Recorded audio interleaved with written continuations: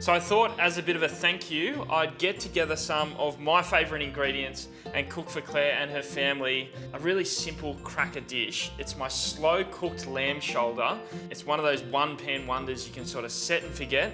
But the hero of the dish is this lamb shoulder. It's beautiful. It's one of those things that is perfect for slow cooking. It just falls away from the bone. It's a really great way to share, a good amount of food with a large group of people. So we've got a 2 kilo lamb shoulder, and that's going to go into my roasting pan, which I actually brought from home because I love it so much. To go with that, we have a number of different aromats. First up, we're going to go with some leek. So we're just going to take off sort of that root bulb at the end there, and then just finely slice that. The leek's going to go into the pan, just in and around garlic. Love garlic, goes perfectly with our lamb. Just shove it sort of around the outside. A little bit of parsley, which I will actually just use the stalks of. So again, they're going to add a real nice flavour in there. They just go into the bottom of the dish. We don't want this to dry out at all, so we're going to add a nice amount of liquid. We have some stock. We're just going to pour that into the corner of the dish. I don't want to put any stock or any liquid on the skin or the fat because we want that to render out, and then eventually we want it to get nice and crispy. Also have some red wine. Whatever you've got at home, whatever you're drinking, you can use that. Good glug of our red wine. And all this liquid is just going to reduce down. It's going to intensify in flavour because all the lamb juices are going to come out. You've got those bones in there, and it's going to make the most amazing sauce and gravy. Worcestershire sauce for some real meatiness.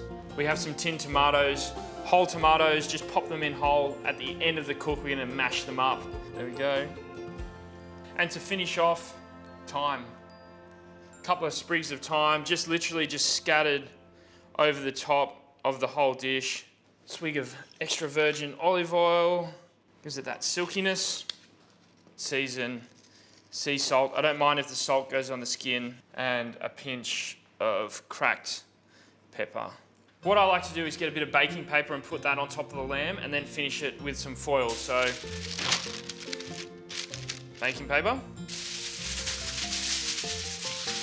And just get your foil, and you want to really tuck it in nice and tight so that you seal in all those juices.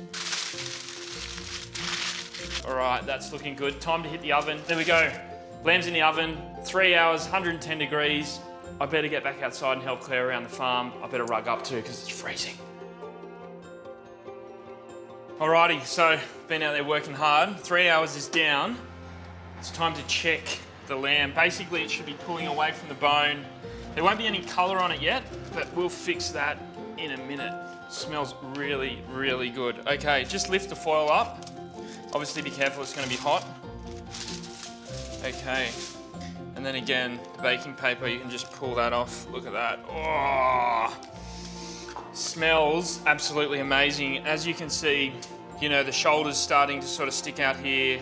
We got the bone, it's pulling away, it's falling apart, but there's no colour on the top there. So what I'm going to do is crank the oven up a little bit, about 180 degrees, put that back in the oven, let it sort of reduce slightly. We can mash up the tomatoes, mash up the garlic, create that sauce.